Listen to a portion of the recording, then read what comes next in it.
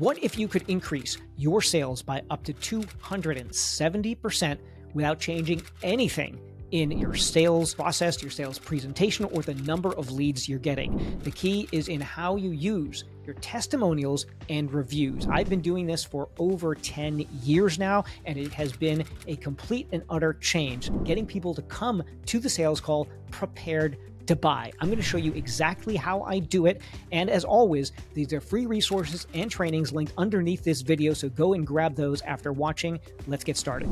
Okay, let's talk about effective reviews and testimonials. Now, this does matter. It's going to allow you to improve your marketing effectiveness. It's going to pave the way for having an easier close, an easier pitch with every additional customer that you get. And it's going to establish your authority before the buying decision even begins. And this is so important. The mindset that a prospective customer comes to you with is going to make all the difference between whether or not there's objections in the sale, whether or not you're going to get resistance, or whether they're coming kind of pre-sold because they've seen a testimonial that maps exactly to their situation. I'm going to show you how to do that today. So the first piece we're going to talk about is online reviews. Even if you are mostly an offline company, online reviews absolutely matter. And then we're going to talk about how do you structure reviews, how do you structure testimonials to be most effective. So the data is clear. 93% of consumers say online reviews impact their purchasing decisions. Products with 5 reviews are 270% more likely to be purchased than those with 0 reviews. Customers are willing to spend 31% more on a business with excellent reviews. 72% of consumers say positive reviews makes them trust a local business more. A 1-star increase in Yelp leads to a 5 to 9% increase in business revenue. So not just like the number of leads, but revenue. 94% of consumers say a negative review has convinced them to avoid a business. And businesses with 9 or more current reviews earn 52% more revenue than average. Now, those are the stats.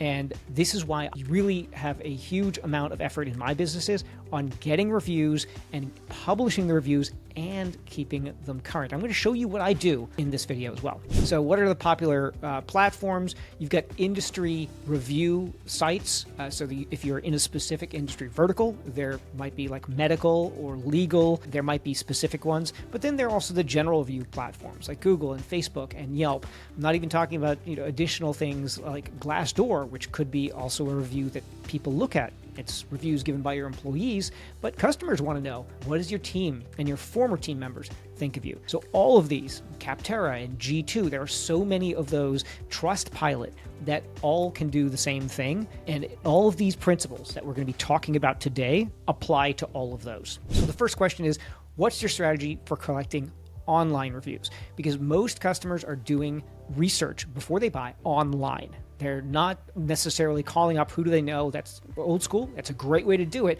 But most of them begin their search online. And what they see about you will color everything else they think about you from that moment onward. So there's a couple things to think about here. And the first is when you're getting online reviews, timing when you ask for the review. Now, I'm going to go into a couple choices later and then show you what I do in terms of timing. But timing your request is really important, because you want to get the people that you're requesting reviews from giving you the right review at the right time about the right thing. So the way that I think about doing this that's super helpful is you can draw a timeline, a customer experience timeline, going from prospect to new customer to a mature customer. And on that timeline, you can write down the turning points in each one of those, whether they're graduating from becoming a prospect to a customer, whether or not that you've just delivered something, whether or not they've given you a piece of feedback. All of those are able to be put on a timeline. And then you can circle those points on the timeline where you think it might be good to get a review. And I'm going to talk about what those points are later on, but just have that mental map in your head about a customer experience timeline and what their emotional journey is, because their emotional journey is going to both say, are they likely to give a review? And then what's the content of that review likely to be? The second point here is making the review process easy for customers. What you don't want to do is just passively wait. You should be actively asking for reviews at multiple points on that timeline that you've identified. If you just wait for them to give reviews, it'll be a tiny number. Most people are absorbed in themselves, and you've solved the problem, great, they're on to the next problem that they have. But when you stop and actually prompt them for a review, you are going to get so many more. So there's a couple of the fundamental strategies about it. Now you're getting reviews, and you're also receiving reviews, and you're going to see what those reviews are, and now you have to respond to some of them. Again, we're going to back up later and talk about what you can do to engineer the right kind of reviews, but you're also going to have to respond to reviews. And the reason I put this here is because you may have existing reviews, and if so, it's a really good practice to respond to those reviews. So first of all, framing your good reviews. Think of it as like you're going to put it on your wall. If you have good reviews, take a screenshot and put a little frame around it, and that should be used in your marketing. I'm going to go into that a little bit later, how you do that, when you do that. But think about your good reviews. If you went into a retail establishment and they had hundreds of reviews on the wall with 5 stars, think about how you'd feel about the restaurant you're about to eat in or the barbershop you're about to use. If they've got all those great reviews right there, it's reinforcing your decision to go there. And it's the same thing. When you frame a review, you are reinforcing everyone's their desire to either start working with you or reinforcing that their choice to work with you was a good one. So you're going to use those in marketing. I'll just give a preview of what we do. You can take your reviews and you frame them, right? So put some branding around them and make it look pretty. Take a nice screenshot, size it appropriately, have someone else do that if that's not the best use of your time, and then be putting those out on your social media on a consistent basis, just dripping them out so that anyone who's coming across you and they're reading some of your content, they're kind of interested in it. They also see that you get good results. And it's a nice way to show, hey, I did a really good thing for this customer. It's less braggy than saying we're the best, all this puffery that you'll see in advertising. Instead, you're letting someone else speak for you and the experience with you. So it's a nice way of marketing that is going to help with the sales process and isn't just you saying it so, someone else is saying it so. The overwhelming proof wall of reviews. Now, this can be done, as I mentioned, when you're at a retail establishment. You walk in, you see a bunch of physically framed reviews on the wall. It also works online, where you can have a page. Now, it might be part of your sales page, and then you take screenshots and just put a bazillion positive reviews on that page. And it's just the overwhelming proof. It's like, oh man, I went to this webpage, and there are 100 5-star reviews. Now, I do that in my e-commerce company, and you'll see that there are 500 plus framed reviews on that site if you're going to look and you're going to purchase. So we are constantly reminding people of what a great experience. Now, do we have all 5-star reviews? No, it's a 4.93 or something like that. So it's pretty good, but that's actually a good thing. It shows that that's legit. I'm not just hand selecting the 5-star reviews, but I do have that overwhelming proof that if you're going to work with us, you're going to have a great experience. Next is tactics for handling negative feedback. So you're receiving feedback. Some of it is prompted, and you're going to ask the right people at the right time, but some of it will be unprompted, and someone will say something very negative. I had a bad experience. I tried to return this product and it didn't work. They were rude. Whatever it's going to be, this is going to happen. It's going to happen to every business. Now, it certainly happens like in my e-commerce business, where we have over the years tens of thousands of customers. Clearly, there's going to be, in any group that large, there's going to be a wacko. There's going to be multiple wackos. But in any business, you're going to get a negative. And the question is, how do you handle it? The important thing is to address it and not just go silent. Because what people can accept is that you've got mostly good reviews, and then there's going to be some crazy who's going to give a bad review, or someone who had a bad experience. Customers and prospects understand this. But what they don't like to see is no response. If there is a 1-star review, and you've taken the time to either say, what might happen is, I don't know who you are, we've looked you up, looks like you were never a customer of ours. That's one kind of response. Or, I'm sorry that you feel this way. Here's what we're going to do to address it. Please contact us, etc. If you say something like that, then people who are going there are not going to over-index for those negative reviews. In fact, what they're going to say is, the responsiveness and the speed of a response to those negative reviews shows that someone is listening. And I've definitely experienced this working with companies doing turnarounds. And they're doing a turnaround on an existing company which has absolute garbage reviews. And a bunch of 2-star average review. And when the new management comes in, what we would do is we would actually go through all of those reviews and respond to every single one of them, even if it was years old. And we would give a solution for that person. Even if it wasn't done under our watch, it was prior management. And the reason for this is that people will say, wow, now they're listening. Because some people who are doing their research will dig back into the past and see what happened. And they'll see, oh, well, clearly there's a management turnover here. They're taking things seriously. And after this point, the reviews went to 4 stars, then they went to 4.5 stars, and they'll see that. Your consumer is not dumb. So by doing this process of answering every single review, you are actually making a big difference in the outcomes, even if the original review was a 1-star. So the next is, how do you leverage this? Now, you want to leverage reviews in multiple ways. And the reason why I'll get to in a moment, and how to skew those reviews towards the things that matter. You don't always just want 5 stars, great. Like if you want to think about what a bad review is, even if it's a 5-star review, is eBay seller reviews. So if someone is reviewing you and you're selling something on eBay, just go and check. It'll be like 5 stars, A++++,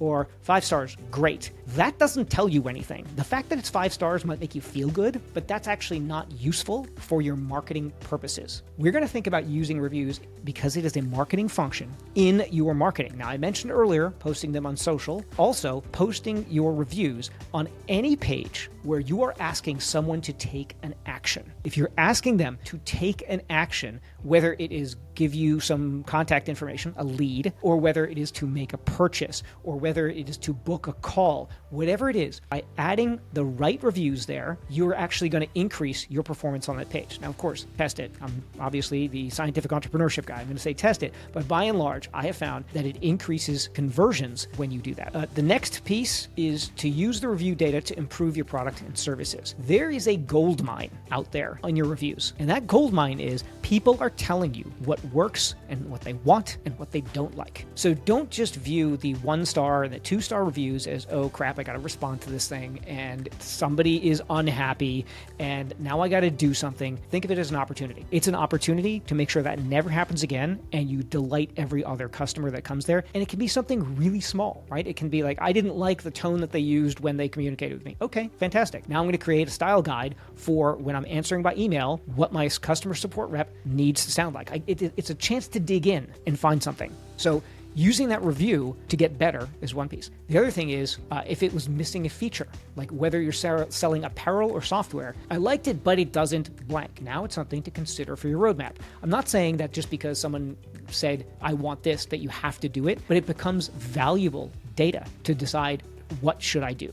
So you can improve your products, you can improve your services, and then you can also double down on things that are really working. If you're consistently seeing a theme in your reviews about what people love, then you are well off testing that as one of your acquisition strategies. In other words, using language in your marketing because they're clearly delighted with it. Now, I'm going to leave aside, because there are other videos and trainings that I do on this, whether or not that's going to actually activate the person, because again, you have to run a scientific test to know if that's going to be true, because sometimes people care about different things when they come into a purchase and when they have purchased, right? They came in thinking that I'm going to get this, and they actually got something a little bit different in terms of results, but they like that better, and they then talk about the better thing, but the better thing isn't why they came in the first place. So just bear that in mind, but it is a really useful source of marketing copy. You should test things when you see a pattern, because that might be the one thing that really changes how you message. So very valuable in that context.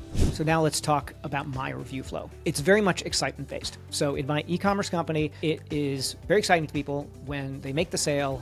We do have a social component to that. So we're giving away money to charity as a part of the sale. So it's very excitement based. They're happy to have made a contribution and be getting something as well. And so on the thank you page, literally on the thank you page, before they've even gotten the product, I'm asking for a review. Now, this may not work for everybody, but depending on the kind of company that you have and what you're delivering, maybe it's electronic and maybe it's experiential, think about whether a thank you page request will do it. They've just purchased. This is when the excitement is highest. All the promise in the world. They've just hit the button for purchase. Because in the psychology of any purchase, you'll see this thing where someone is very excited and they make the purchase, and instantly, within 10 minutes, within an hour, if they haven't gotten the thing, they're waiting for it. If it's a service to be delivered, if it's a product to be delivered, all of a sudden buyer's remorse sets in. And then there's this period of time between when the purchase happens and then when they receive the thing and they actually understand what it is and if it's good. There's a window of time which emotions are low. So if you think about that, and as I recommended earlier, you're making that timeline, that customer experience timeline, you want to hit them before or after. So in my case, I try to hit them before. And I say a thank you page request. And again, we're going to get to what I'm asking on that thank you page request. But I find that instantly is a great time to think about asking for a review. So the other thing, and this is just a little more technical trickery here, It's not trickery in a mean sense. It's just like a clever hack that I figured out. We look for reviews on multiple platforms. So if you wanted to do reviews on, let's say, Yelp and Google and Facebook, what if your thank you page or your review link always went to the same one? Well, you get a whole bunch of reviews on, let's say, Yelp, and then pretty much none on the other platforms. We actually rotate the link. So the page itself, when it loads, will rotate the link between a Google review and a Facebook review. And I actually just use a split test function, which, again, not to get too nerdy here. In a split test, you can have the web page deliver two different versions. And the normal use for that is if you're testing which one performs better. But in this case, I'm using that function and just two different versions of the page. And one says review on Facebook and one says review on Google. And then it automatically swaps 50-50. So half the people see the Google, half the people see the Facebook. I'm not really using it for a test. I'm just using it to drive people to both locations. So what happens is I get reviews on both of those platforms. So that's just another little trick that you can use in order to make sure that your reviews go to multiple places. Or you can do a three-way split test and you go, here's Google and here's Facebook and here's Yelp, and then you can just add more and more with whatever split testing platform your website is using. So that's my review flow. And I've mentioned a couple things on this video of other trainings that I do on how to use the scientific method to actually scale your business, etc. Whole bunch of good stuff on that and sales and marketing and all kinds of awesome stuff in the CEO Workbench at ceoworkbench.com. So hop over there later. Now let's talk about testimonials. So testimonials are similar to reviews in that you're getting someone to say something about you. But typically in a testimonial, you are able to direct it a little bit more than with a review. And you're asking for something that'll be used very often not on an online platform, but might be used in a case study, a presentation, on your website, with folks typically you've worked more closely with. So let's first talk about the psychology of testimonials. You understand what a testimonial is really all about. Because a testimonial is not about, I worked with Raj and he's awesome. Now, have I gotten those testimonials? Yes, largely the unsolicited ones, which is why there's no meat on the bones. Because if I put that on my website, I worked with Raj, he's awesome. What are you going to think about me? Well, you're going to think that someone didn't really take the time to talk more about how Raj is awesome. And what we really want to do is make sure someone fleshes that out. Because here is the critical learning point. I learned this over a decade ago, and it has been critical in making my testimonials more powerful. And that is that purpose of a testimonial is to overcome an objection. I'm going to say that again because it's really important. The purpose of a testimonial is to overcome an objection. And that's an objection that you're going to get in sales later. So what you're doing is using a happy customer to create asset for you, to create a testimonial, which will be used for other prospects before they buy with you. And by reading that testimonial, they will see that their objection to potentially buying from you has been answered by a real person who has actually experienced it. Because when you think about any kind of sales interaction, if I'm trying to sell you something and you're like, but will it work in this situation? But will I get value for my money? How can I trust that you? If instead you've seen an overwhelming number of testimonials that say, I was worried about X, but then when I worked with Raj, he over-delivered on it. It's just answered that right there. You feel confident that I can do what I say I'm going to do because a third party has said exactly the problem that you think is in your head.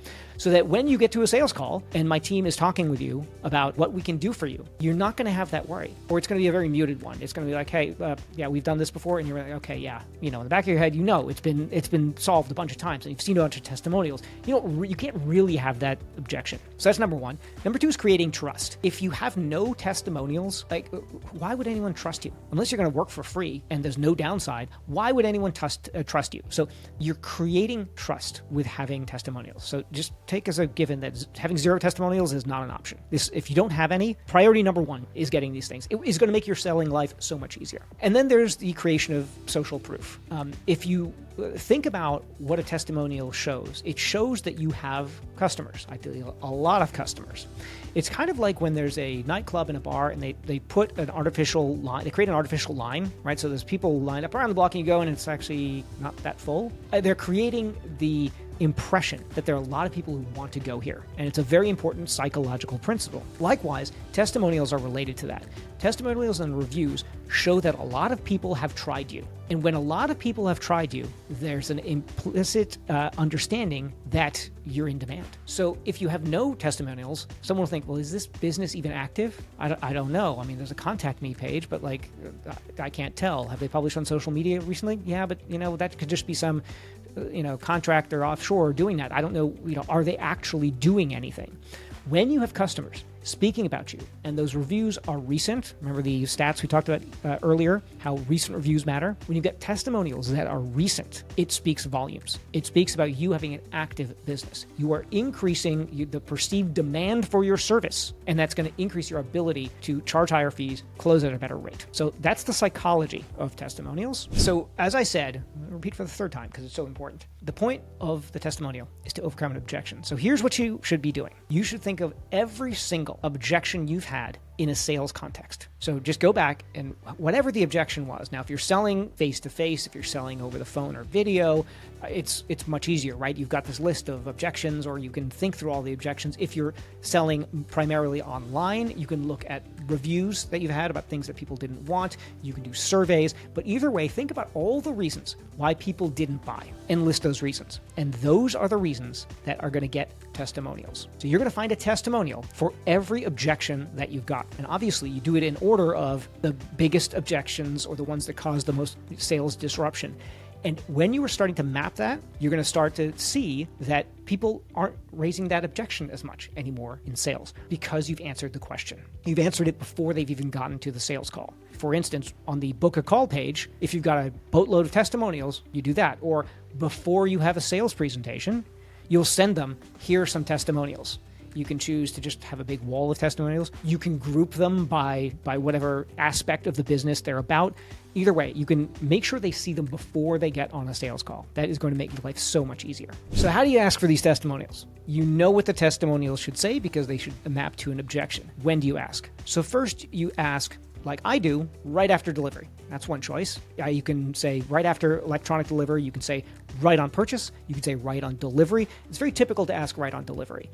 But sometimes, as I mentioned on that remorse graph of when people have buyer's remorse, you might want to wait until a little bit longer and also have an email campaign that is encouraging them to consume the product. Another time to ask for testimonials, whenever you get a compliment. If you get a compliment, let's say a customer support rep gets a compliment from a customer saying, thanks for responding so fast, or thanks for handling that so well. And you should get a percentage of those. If you don't get a percentage of like compliments there, you're probably not doing a great job on your support. So you should be getting some of those. That's an opportunity to ask for a testimonial or a review. Say, would you mind?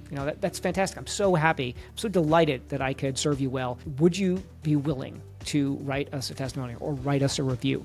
And at that time, you can do that. And I'm going to give you in a second a format for asking. When customers refer you business, right? If they're referring you business, they're already referring because they think that you're awesome. People don't tend to refer business to companies that they think suck. So if that's the case, when they're referring you business, thanks, that's so awesome. I really appreciate it. Would you be willing to? And here's the testimonial stuff. During delivery, this is not after delivery, but during delivery. So if you have particularly a service that you're delivering, there might be certain inflection points in the service. Now, a long time ago, I used to be an attorney, and then I ran for a while a marketing company, worked with law firms. And law firms sometimes have long periods of delivery, but we could ask for testimonials at certain stages because typically a legal matter will have certain stages to it. And people are very happy or not happy based on what those stages are. And so we picked and we chose, when do we look for a time to ask for a testimonial? And then again, before a delivery, it's totally fine. I do that as well in e-commerce. All right. So whenever you get one of these compliments or things, always be asking, what objection might this answer, right? The objection might be, well, how do I know you're going to deliver quickly? Well, here's 10 testimonials about that. So just think about that. Anytime you get any positive feedback, what objection might this answer? So I'm going to give you some goodies. They are downloadable below. So the first is the client's experience sheet. I'm going to flip to another slide and tell you what's on it.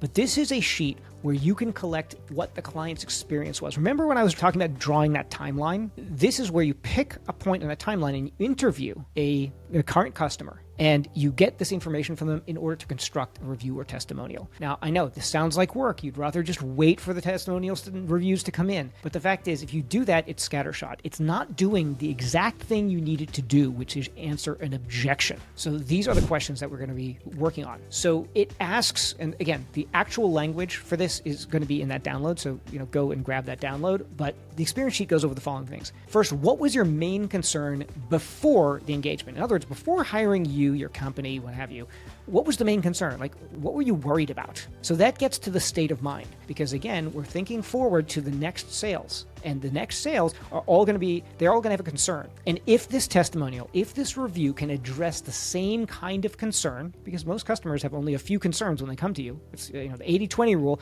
it's going to be 5 things that are the majority of them. If you can speak to that when collecting this testimonial and review information, you are going to be able to speak their language. Next thing is how you delivered. And the worksheet has more specific language on this, but it's asking the question about, like, what was your feeling about how we delivered? Did they like aspects of your style, of your communication? An underappreciated thing is sometimes customers just want to feel loved, and they just want to feel like you're listening. And when you talk about that communication style, it protects you against every other vendor that your prospective customers had in the past where communication sucked and they felt terrible or they didn't know where things were. If you speak to communication, it shows competence. So pulling that out of the testimonial, out of the review, can really level up the whole thing. Who would benefit from your product or service? This is part of the objection handling that helps the prospective sale in the future say, this person who's already done business with Raj says that it was awesome and it would be also great for X, Y, and Z. Oh, wait, I'm an X, Y, or Z. So they're thinking to themselves, well, it worked for him. He says it's going to work for these kind of people. It's going to work for me. Again, you're handling an objection in advance. That objection being, how do I know it will work for me? Right? When you think of hierarchies of objections, the first objection is this thing going to work? And then this thing is this going to work in my industry? And then, is it going to work for me? And the more you can get to, is it going to work for me, which is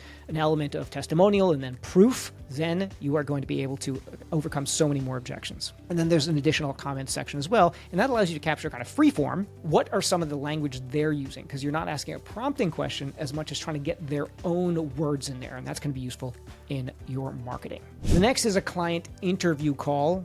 These are a series of questions for that. And you can go through this and do a client interview call. So the other one you can just email. Here's how you can do a client interview call that's much more in-depth. And what you're trying to construct here is their full story, all right? And let me go over what that says. First, you're going to ask them what their situation was before the meeting. So you're trying to create a gap. And my friend Taki Moore has this model, what he calls stretching the gap. And there's the world before, and then there's the world you want afterwards.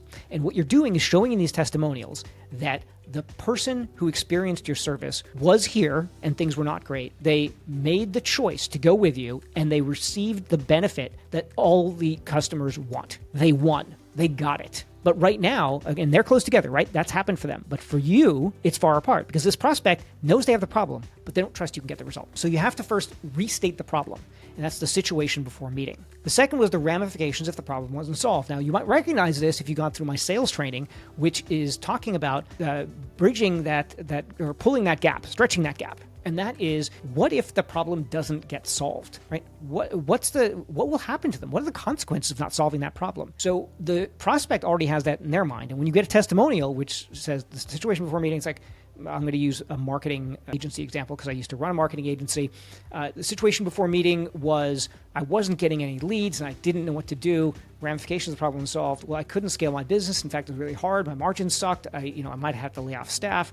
And when you capture that story and you put that story in a long-form testimonial, somebody else is going to resonate with that. They're going to say, that's exactly my situation. And that's what you're trying to pull out with this. This story construction is much more powerful than the sugary, it was great, exclamation point. That's not going to do anything. How they searched for a solution. Again, this is the same thing. How did your former customer, current customer, search for a solution? What did they do? I tried the following 5 things, they didn't work. I hired a shitty SEO vendor and they didn't do the work. That was their history, right? They're recounting a story, the journey to finding you, the journey to getting success with you. Concerns before starting the work. This is a really good one. And there's a specific phrase in the handout that I use, but works really, really well. But in general, concerns before starting work is before working with Raj, I was concerned that he wouldn't be able to deliver quickly. So when you get that concern, again, that's going to be a concern, an objection that a future customer will have or future prospect will have for you. So you're getting that objection, you're pulling it out. So they're going to see themselves in that objection. Wait, I have that objection too. Like, I don't know if Raj is going to deliver in time, but if you get it, like, I was concerned that before working with Raj, he might not be able to deliver in time. And boy, was I shocked when my entire campaign was constructed in under 4 days. So you'll get that kind of feedback. And then somebody's going to say, oh, wow, 4 days. My last guy took me like 30 days and it was a piece of crap. And then I had to have him do it again. It was 60 days and they didn't launch for a long time. I was paying the retainer the whole time. This is going through their heads. And when you do this thing of saying from a former customer what their concerns were and what actually happened in the experience working together, you get that beautiful pairing, which is going to not stretch the gap. It's going to pull the gap together again for your prospect. Communication, I talked about earlier how important communication is. There's a specific question about that.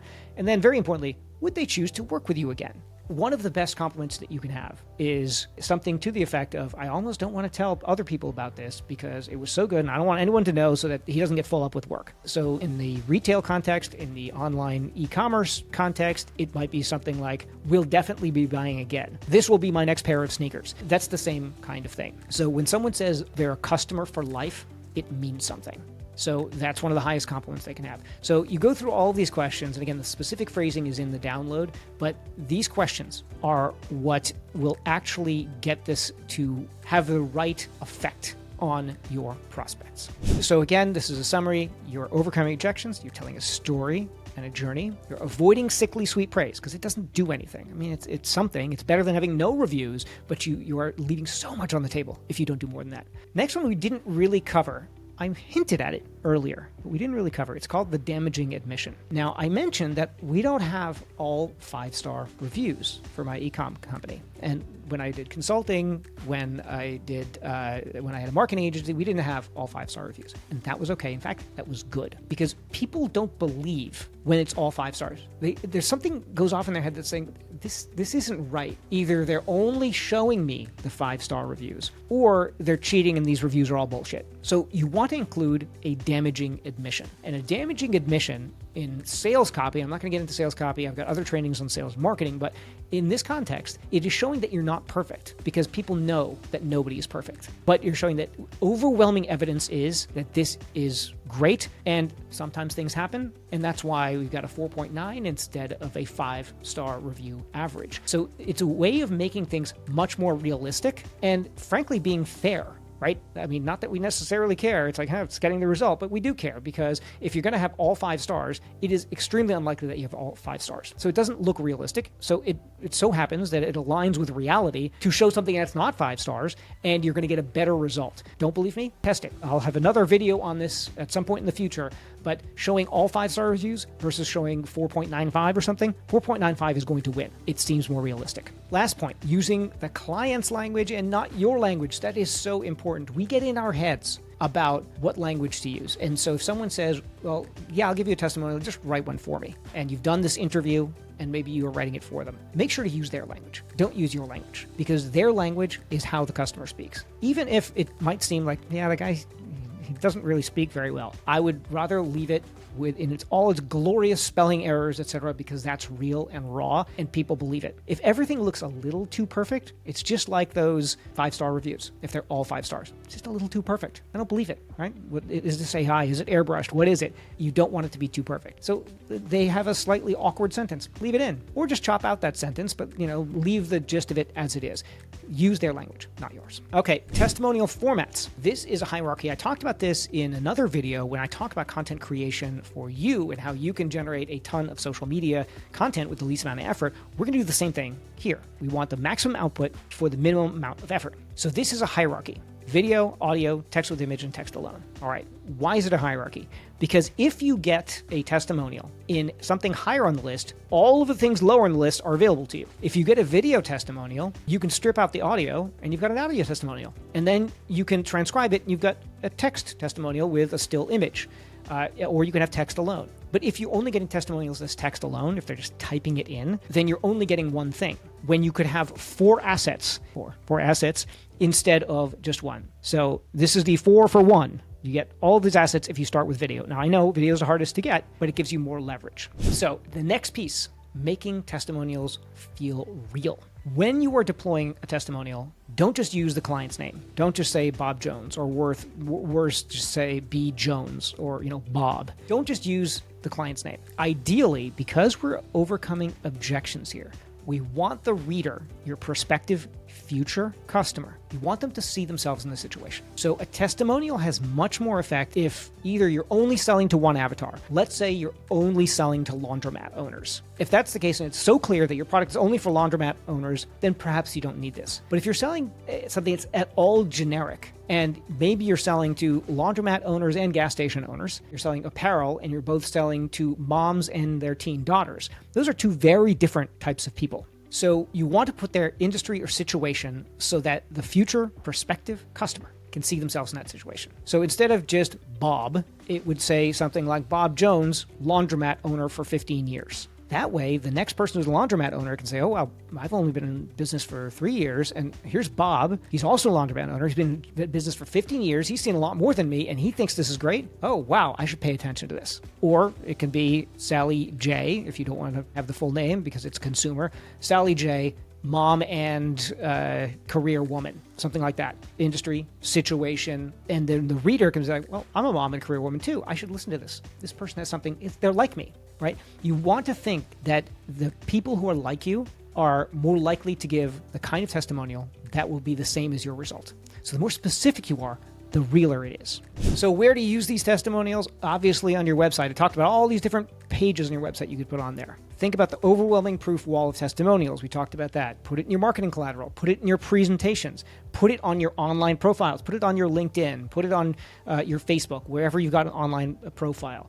Put it in your customer welcome packet. People miss this. The testimonial isn't just about dragging them over the line in sales. It's also the confirmation that they made a good purchase. So including testimonials post-purchase is a really valuable thing. You can include it in the customer welcome packet. You can deliver it to them as part of an email sequence. However you do it, continuing to show them that they made a good decision will help them through that valley of despair that they're going to go through, their instant purchase regret. As soon as they purchase, before they get the thing, there's this kind of regret that comes there. You want to keep them excited, and you keep them excited by reinforcing that they made a smart decision. And that's by using testimonials in their welcome packet or in the welcome materials and drip feeding it out and making sure they're continuing to see that other people got good results before they get their result. Because otherwise they're just waiting. They might get buyer's remorse. They might refund on you. They might try to quit. This is very frequent. But the more you can keep that excitement up and keep up their belief that they are going to get a great result, the better you're going to be. Email signature. People put testimonials in email signatures. It's a great way to do it as well. So that is the